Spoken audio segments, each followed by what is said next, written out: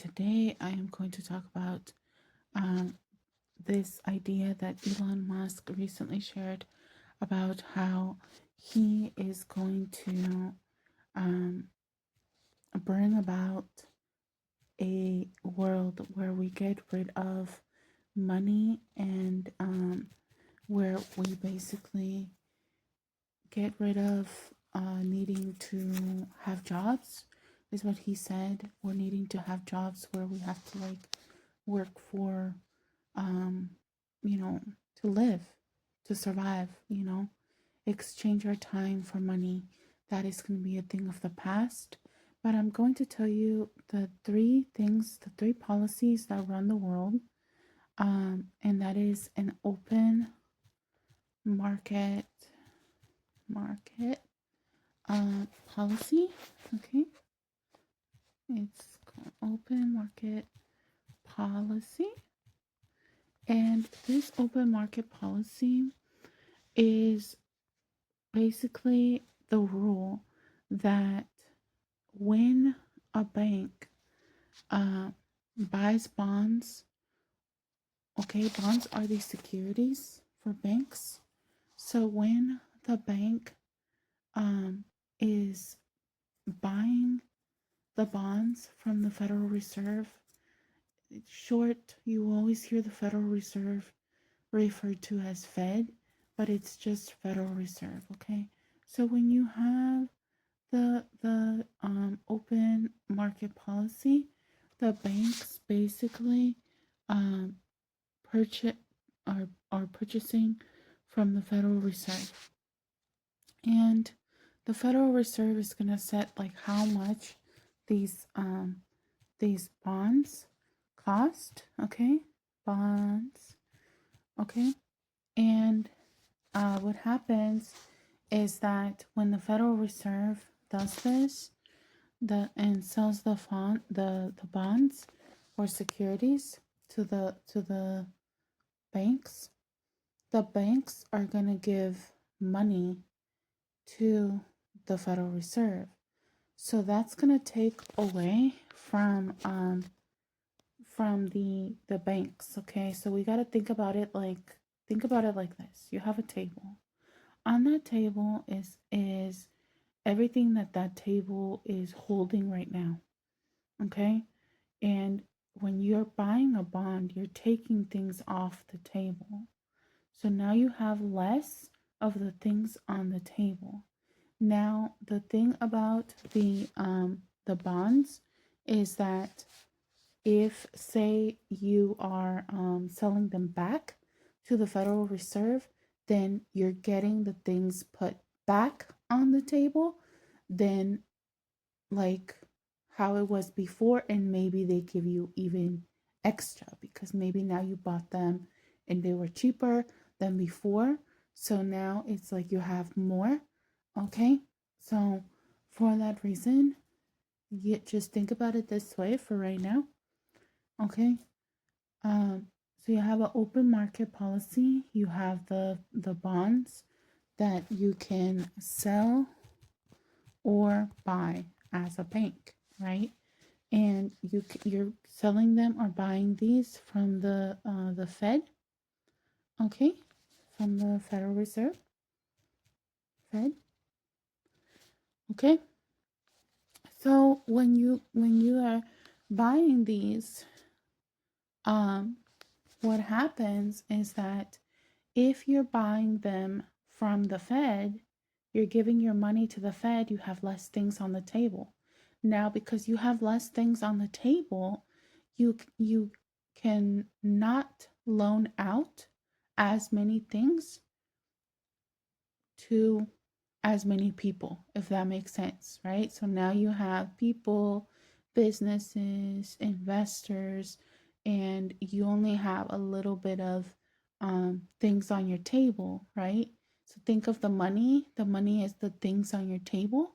So now, because there's less things on the table, you cannot give, so and so business the salt shaker and so business the pepper, right? So you can't give the plate and the fork and these things. So now you have to um, charge interest. Okay, so the interest rates are gonna go up. Okay, so if say that if you buy from the Fed, let me see, if you buy from the Fed your bonds, okay, you're basically going to put your interest rates up. Okay, interest rates up. Okay, so what happens is that now that you have this interest rate has gone up, so now when people are coming to you and they have to get a loan, they're going to think twice about whether they really want to get a loan, because money in the bank, the supply, the things that are on your table equals how much you can loan out. But now, since you are basically loaning out, say in this case, in scenario that I'm giving you, you're loaning out a fork, but now you're like, okay, you got to give me that fork back, but you got to bring me a salt shaker too, because I need to put some more things on my table so that I can loan more people things, because you just spent a bunch of money buying bonds, right? As a bank. So what happens is that now people and those businesses and those investors cannot, they cannot spend the money into the economy. So they can't actually go spend it. Okay. So because the interest rate is up, okay, okay, they cannot go and spend. So we'll just say people don't want to spend. Okay. Okay. Spend. Okay. So people don't want to spend, and because of this, what's gonna happen is that the aggregate demand, okay, we'll just call it AD. AD. Well,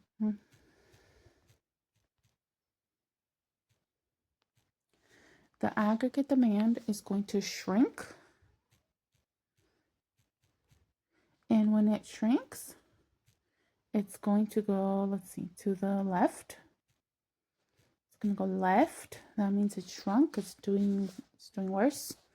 So now that it went left, what happens is that you have less output.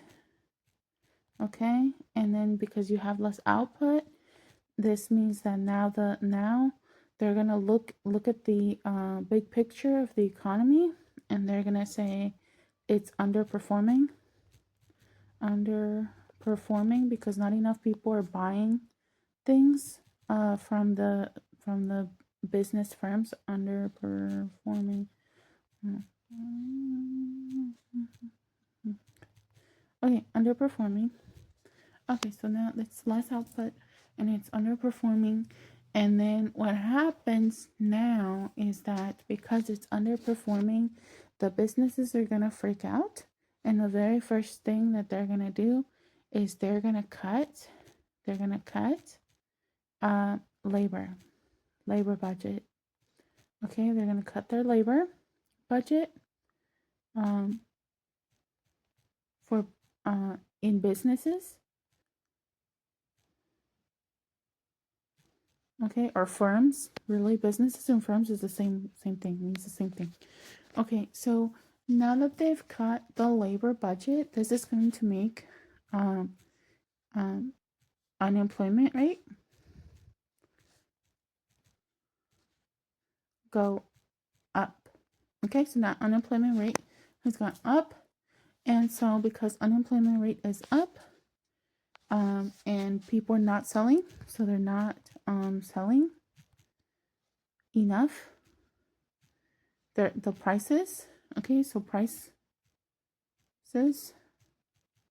drop. Okay, now the price drop, and then because the price drop, now what happens? Okay, the price drop, not selling enough stuff. Okay, they're gonna have surplus, so then they're gonna have to put price down. Okay, so they're gonna put the price down. So this is gonna get rid of inflation. Okay, so this is gonna bring down inflation, and this is called this is also part of another policy, but this is how you do this policy. So this is called contractionary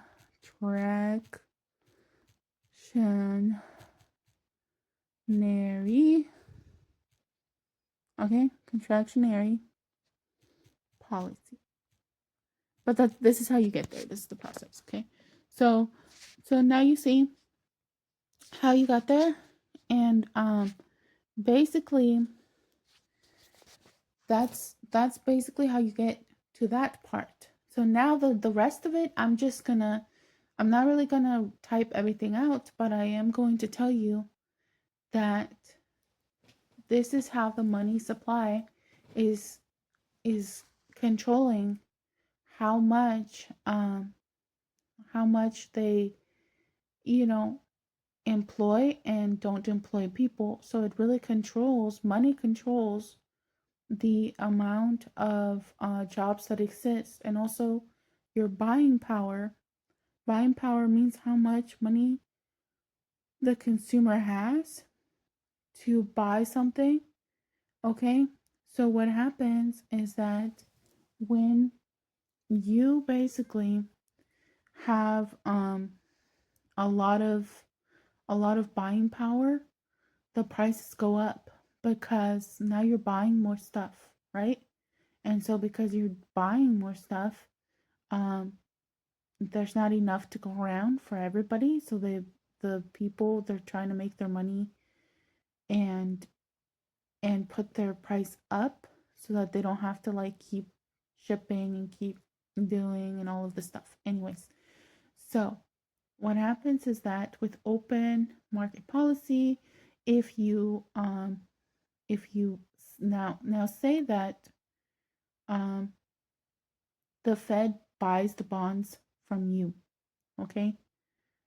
The Fed buys them from you, okay? Or you sell them back to the Fed, if that makes sense. Okay, but they buy them back from you, and now because they bought them back from you, you're given back money. So now you have money supply is going to be up. And then when money supply is up, what happens is that the interest rate is down, because now imagine that your table is like really crowded. So your table is like full of stuff and it's just really crowded. So what happens now is that you have so much stuff on your table that it's almost like falling off and stuff, and you're like, I really need to get some of this stuff off this table because it's just too much, right?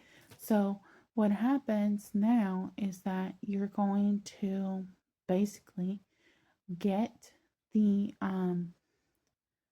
loans to be really cheap for people, and you're going to put the interest rate down. So now you've put the interest rate down. So all the businesses, all the people, the consumers, all the basically investors are coming to you to get a loan, because your loans are essentially cheap for them. Okay, because now, even now, they you know, they borrow fork from you, but even though they have to pay you back that fork, they don't have to pay you back a whole salt shaker. They only have to get a napkin and pay you back a napkin. Okay, and napkins pretty inexpensive, right? So basically now what happens is that they've come back to you and are paying you pretty easily, and you're not trying to make back more money because you already have a lot of money. And so, but you do need napkins, so your interest rate is going to be like smaller. Okay, so basically what happens now is that people can borrow And because they borrowed, they have more spending power. So they're going to go spend the power with their dollar, okay? And that's going to cause all of the businesses to get enough money for their labor budgets. And that's going to make aggregate demand. First, aggregate demand is going to shift to the right because it's the demand for items and things and businesses and services is going to grow because people have the money, they have the spending power. And because now it has grown, it's shifting to the right. Now you have more output. Now you're not underperforming, you're overperforming, and you're going to hire more people. When you hire more people, the unemployment rate is going to go down. So you're going to have more people employed, and the unemployment rate will be down. And then you're going to have unemployment will be down, and you will have more selling, and then you're going to have the prices are going to go up because it's going to be a byproduct, because now you have to pay all these people and you have to buy all the food or all the items or all the things to basically, give people service and keep your buildings running and whatever else. And so then what happens is that because prices are up, inflation is now occurring. So you have a contraction, contractionary, you have an expansionary policy, but this is how you get there, right? So now the third policy that really runs the world too is, let me see, it's called a reserve requirement. Okay, and a reserve requirement, okay, is another way that the Federal Reserve can basically control how much money the banks have. And if you control how much money the banks have, you basically control employment rates, you control the prices for everything, basically. So reserve requirement, reserve requirement. Okay, the reserve requirement is basically a percent of deposits that the bank has to have on hand in order to basically be legally considered well-funded enough by the government. Okay, so it's this percent that percent of reserves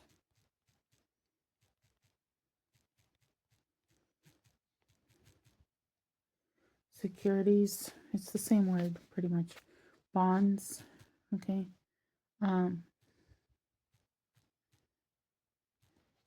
okay, so it's the percent of reserve security that a bank has to have that they cannot touch. So if the policy says that, like, suddenly they change the policy percent and they say now you have to have this outlandish number, I'm just hypothetical.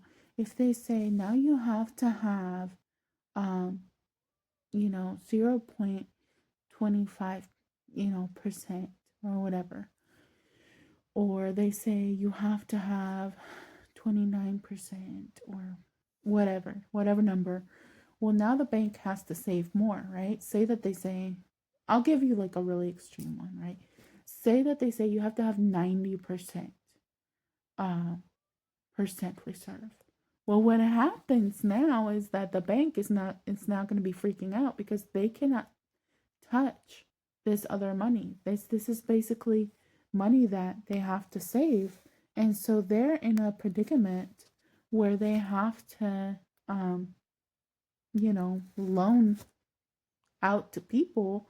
But if you had, this is the way I'll explain it to you. If you have a table, and on that table you have plates, you have food, you have all this stuff, but suddenly you have like you have to put that food away for, say, a birthday party next week. Even if your friends come over and ask you to loan them out things, you can't actually loan them out those things because now you have basically where you are in charge of using this for another time, right? So think about it that way. And basically what happens now is that the banks can't loan out as much. So because the banks can't loan out as much, you kind of have the same situation as over here happening, and it's going to kind of lead to the same exact thing as right here. You're going to have a situation where the interest rates are going to go up because technically the banks are going to have less money. The interest rate is up. People don't spend because they can't get enough loans. Because it's not favorable to go get a loan with them, right? When you're not getting like free interest for 1 year, or you're not getting like, you know, something that's more favorable. So the aggregate demand is going to shrink because people now have less money. So now they got to hold on to everything, that they have just to make ends meet. And what's going to happen is aggregate demand will shrink, go to the left on the curve. The less output is going to happen. The money supply is down in this case. Underperforming. They're going to cut labor budget in businesses, and people are going to start to either be laid off or they're going to just cut back on the labor, right? So they cut labor budget, and more people start becoming unemployed either because they need more hours or they need more like of a full-time situation and they cannot find it. So what you have is just unemployment goes up, not selling enough for the businesses starts to occur, prices drop because the businesses are trying to, just sell what they have so they can turn over some kind of profit, right? And then that's going to bring down inflation, and it's going to basically cause a contractionary policy, right? And you also have the opposite. The opposite is true in this scenario too, because if the reserve requirement percent for this, goes, say, down, and they say, hey, you only have to hold on to like 5% of what you have instead of, say, the hypothetical that I'm giving you here, 90%, right? That's a lot easier. You only have to put away maybe a pie, right, that was on your table instead of everything that was on your table, okay? So now the interest rates are going to go down, and it's going to cause an expansionary policy because interest rates go down. You can loan out more to people. Now that you can loan out more to people, they have more spending power. They go spend, and now that they can spend, they can hire more workers. When they hire more workers, and unemployment rate goes down, employment rates goes up. Now that you have the more people employed, there's more money, and so the money supply is up. Now people are trying to buy more now that because the demand curve has shifted to the, what is it? Right. Yes, it grew. So it shifted to the right, and then what happens now is that it basically grew, and because it grew, now what you have is a situation where the prices are up and inflation is happening, and you go into expansionary policy. Okay. So the third policy, and I'm going to try to be really quick because I don't know how much time I have left in here, but I might just talk about this one. Um, it's basically where you have something called oh my gosh, sorry, it's not in frame. Um, Something called a discount rate. Um, for the banks, but this one doesn't really matter that much because it's just called a discount rate um, policy, and it doesn't matter that much because uh, instead of um, banks trying to either buy during those times, what they do is that they will usually just go and borrow from another bank and solve that problem. So basically, just think about it that way. Okay. Yes. So just this discount rate policy, and it's where they get discounts on the bonds and things like that. And basically, because of that reason, they, they can get more money supply or less money supply, and that's just all it is. And then you'll either go into contractionary policy or you're going to go into expansionary policy. But the reason I wanted to touch on this is that you see how much money controls the world. You see exactly how much money controls everything. So how are they going to, you know, get rid of working and all of these things? Because money itself controls the price of everything, right? The price of absolutely everything, as you just saw by this example, right? So his idea, Elon Musk idea, is great in theory, um, but not in practice unless he can hurry up and do it and affect everything when it comes to, like, I mean, you would have to change the entire banking system, and I don't know how exactly you're going to bring it about. It's just all I'm saying. Because I'm sure that there is a way. I'm sure that it is somehow possible. But when you have a world that is just, you have to pay for safety, security, and all these things as a country. And yeah, I just, again, I'm not really seeing it. The only other option, and this one's a crazy one, but the only other option is to create a society where you have um, something called, like, where you give tribute, kind of like the Hunger Games, and that is really based off of um, the Aztec Empire, and we saw how their society went. So unless you figure something else out, I don't see how exactly you're gonna go through and change absolutely everything. When you see the power of money, you see how it controls absolutely everything in the world. Money really does control everything in the world. So I'm telling you guys, like, yeah, like,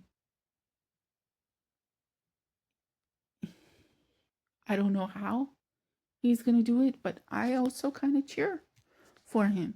And I'm like, I hope he kind of figures it out because it's great in theory, and we all kind of want to, like, get to a point where we don't need to um, work to survive. But we'll see what happens and what kind of system they're going to create in a few 50 years. I'm hoping they figure something out. But you would definitely have to have, like, businesses or something pay something, even if they end up having robots do all the labor and work in society. So what, are robots going to be the ones who are going to earn money, monies, or what's going to happen? Are they going to just create a completely different currency, and it's going to be like, okay, your robot worked this much and from this much, now your company has to pay them this much, but it's going to be like, maybe instead of $20 an hour, it might be like $2 an hour or something. I don't know how they're going to do it. I'm just trying to imagine. But yeah, anyways, thank you for watching, and take care of yourselves.